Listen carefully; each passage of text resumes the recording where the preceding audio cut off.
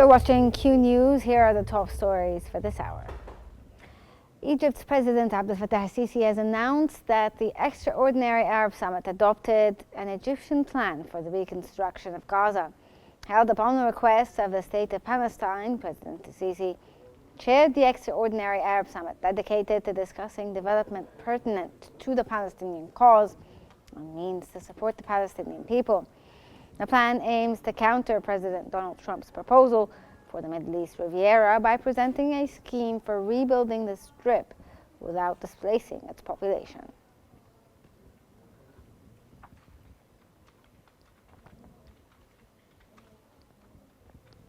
Hamas has welcomed the Arab Summit statement on building Palestinian national institutions, calling the summit an important step in aligning Arab and Islamic support for the Palestinian cause. In a statement, Hamas praised Arab leaders for rejecting Israeli displacement and settlement plans, reaffirming Palestinian rights to freedom and self-determination. Hamas also backed the Arab Summit's $53 billion Gaza reconstruction and Egypt's initiative for an international rebuilding conference. The movement emphasized the importance of Arab unity in countering Israeli aggression and supported the formation of a committee to oversee aid and reconstruction in Gaza.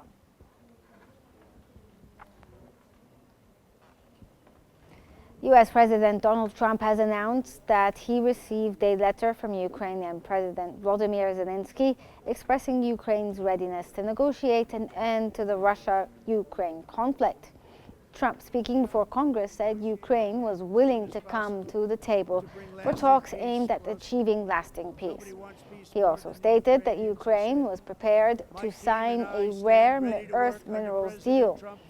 The announcement follows a breakdown in talks between Trump and Zelensky at the White House on February 28, which ended in tense exchanges.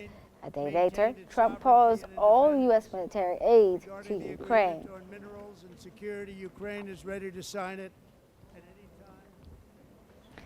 Ukrainian President Volodymyr Zelensky has said that he instructed his defense minister and other officials to seek precise information on military supplies after the United States announced it was pausing assistance. Zelensky said maintaining a normal partnership relationship with America is crucial for truly ending the conflict. Zelensky also expressed regret over last week's extraordinary Oval Office clash with Donald Trump and wanted to make things right, adding that Kyiv was ready to come to the negotiating table as soon as possible. Тим більше, коли йдеться про захист життів у час повномасштабного. Kremlin spokesman Dmitry Peskov has stated that U.S. suspension of military aid to Ukraine may play the key role in settlement of Ukraine crisis. Peskov said it is probably possible not to indulge in excessive optimism, but modestly hope that this may encourage the Kyiv regime to lean towards attempts to settle the situation by peaceful means. A White House official earlier said Trump has paused military aid to Ukraine following his clash with Ukrainian President Volodymyr Zelensky last week.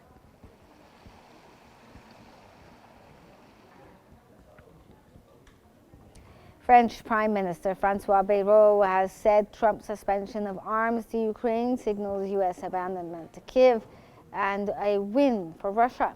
During a parliamentary debate on Ukraine, Bayrou stated that suspending aid to a country under attack during a conflict equates to abandoning it. He emphasized the need for Europe to swiftly and effectively replace the U.S. weapons deliveries.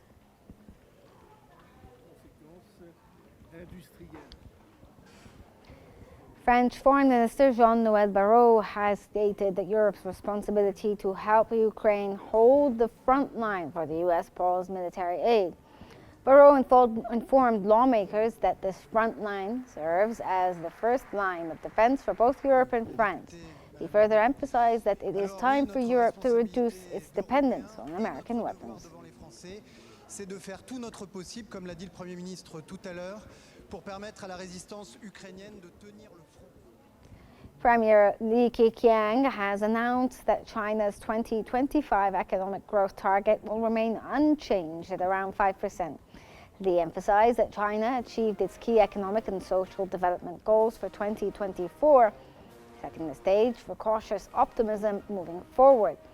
In his address at the opening session of the annual meeting of the National People's Congress, Premier Lee confirmed that the Chinese government would allocate more fiscal resources in 2025 to counteract challenges such as escalating US trade, tariffs, and global economic shifts.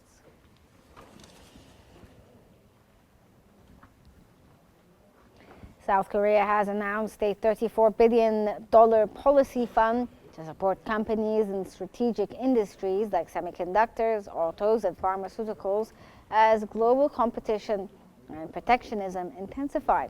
The fund, managed by the Korea Development Bank, will provide cheap loans and investments over 5 years. It aims to bolster national strategic technologies, including AI, aerospace, and rechargeable batteries. The government also introduced new policies to attract global talent, offering top-tier visas and permanent residency to skilled professionals in advanced industries.